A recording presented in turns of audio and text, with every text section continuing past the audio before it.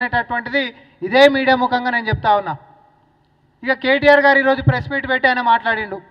ప్రజాస్వామ్యం అంట, ఇదో కొత్తగా చెప్పిండు వాళ్ళు పదం ప్రజాస్వామ్యం. కాంగ్రెస్ పార్టీ నుంచి మేము ఒకటే అడుగుతా ఉన్నాం, కన్న కూతురు తండ్రితోటి మాట్లాడనీయని పరిస్థితి, ఉత్తరాలలో బాధలను పంచుకునేటటువంటి పరిస్థితి వచ్చింది అనంటే ఇది ఏ ప్రజాస్వామ్యం కిందకి వస్తుందో కేటీఆర్ గారు జవాబు చెప్పాలి. ఇప్పుడు మా పార్టీ ఉంది, ఎవరైనా కూడా వచ్చి మా పిసిసి అధ్యక్షులు గారిని కలవచ్చు, ఎవరైనా మాట్లాడవచ్చు. అది మంచి అయినా చెడైనా బాధ అయినా ఇంకోటి ఏదైనా. ప్రజాస్వామ్యం గురించి మాట్లాడినటువంటి కేటీఆర్ గారు మీ కుటుంబ సభ్యుల్లో మరీ ముఖ్యంగా మందితో పోల్చుకుంటే కవిత గారి గురించి మాట్లాడింది. ఈరోజు మా పార్టీ అని ఎంతసేపు కవిత గారిని దూరం చేసి మాట్లాడండి.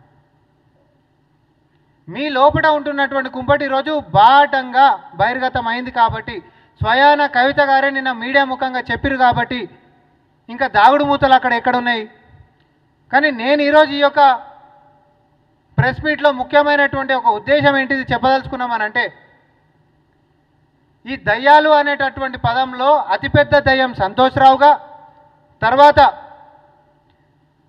సొంత సోదరైనటువంటి కవిత గారిని కూడా వెనకాలేసుకొని రాకుండా సామాన్య కార్యకర్తలతో కంపేర్ చేసినటువంటి రెండో దయంగా కేటీఆర్ గారు, తర్వాత హరీష్ రావు గారు.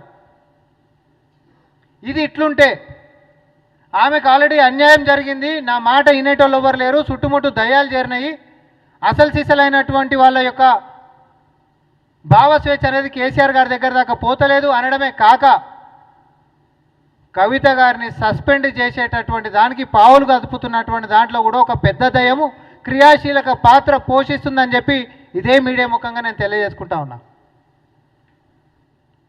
మరి అది సాయంత్రం కింటమా రేపటి కింటమా, కానీ ఖచ్చితంగా, ఎందుకనంటే ఎప్పుడైనా అంతర్గతంగా ఉంటున్నటువంటి వ్యవహారాలని బాహాటంగా మాట్లాడితే, రాజయ్య గారి దగ్గర నుంచి మొదలు పెట్టుకుంటే ఈటెల రాజేంద్ర గారి దాకా కూడా మరి చరిత్రను గిట్ట మనం బేరీజు వేసుకుంటే క్రమశిక్షణ చర్యలు తీసుకున్నటువంటి బీఆర్ఎస్ పార్టీ,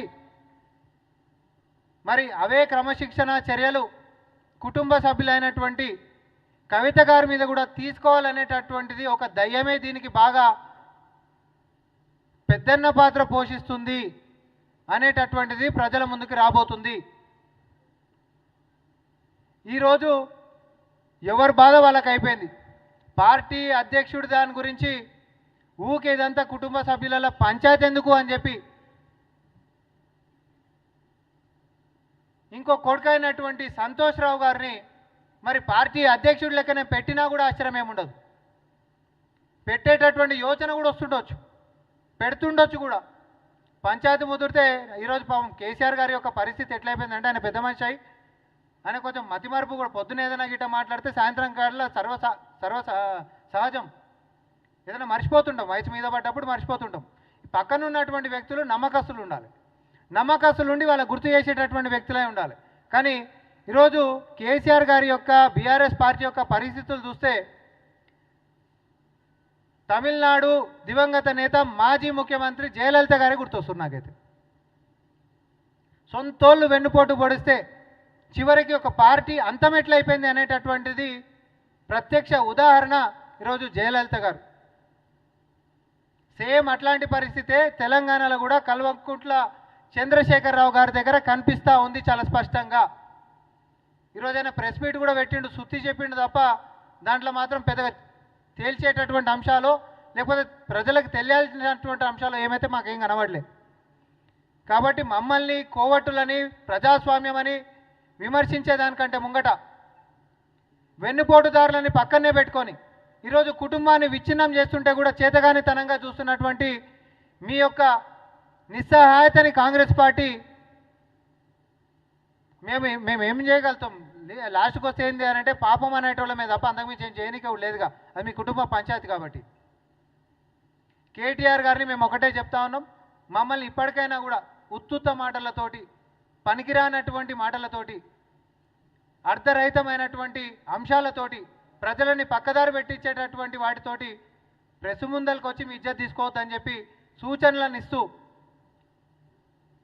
సంతోష్రావు గారిని మీ పార్టీ అధ్యక్షుడి లెక్క చేసుకోకుండా ఆపే ప్రయత్నాలు ఏమైనా ఉంటే మీరు చేసుకొని, మీకు నిజంగానే తోడబుట్టినటువంటి సోదరు మీద ఏమైనా ప్రేమ ఉంటే క్రమశిక్షణ చర్యలని ఆపుకునేటటువంటి ప్రయత్నం చేయాల్సిందిగా ఇప్పటికే బజారున పడ్డటువంటి మీ యొక్క రాజకీయ రణరంగం ఏదైతే ఉందో దానికి శుభం పోడు మాకు సూచనలు ఇచ్చేదానికంటే ముందు మీరు అందరు కూడా ఒక సంధికి వచ్చి సంయమనంతో శాంతియుతంగా ముందుకు సాగాలని ముసల్తనానికి వచ్చినటువంటి కేసీఆర్ గారిని మనశ్శాంతి లేకుండా కుటుంబ సభ్యులు మొత్తం దయాలు వికదిన్నట్టు తినకుండా ప్రశాంతంగా ఉంచనీయాలని చెప్పి కాంగ్రెస్ పార్టీ హితబోధ చేస్తూ ఉంది.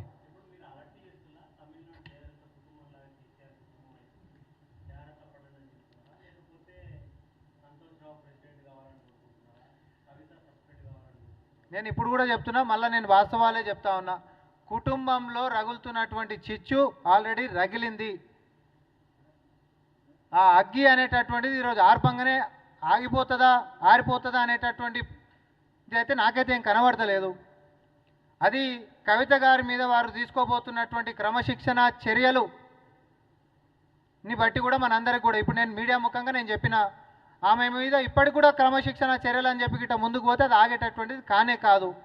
ఇప్పటికైనా కొంచెం మనం బజార్లో పడవద్దు, ఇంకింత ఇజ్జత్ తీసుకోవద్దని గిట్ట అనుకుంటే 7 ఉన్న దుకాణాన్ని నాడు ఆపేసుకొని ఫస్ట్ 4 కలిసి ఒకటే రూమ్లో కూర్చొని సంధిగా మాట్లాడుకొని ముందుకు పోతేనేమో దానికి ఏమైనా బతికేసే గంతు ఉంటుంది. లేకపోతే మాత్రం ఇక దాని భగవంతుడు కూడా కాపాడలేడని చెప్పి చెప్తా ఉన్నాం మేము.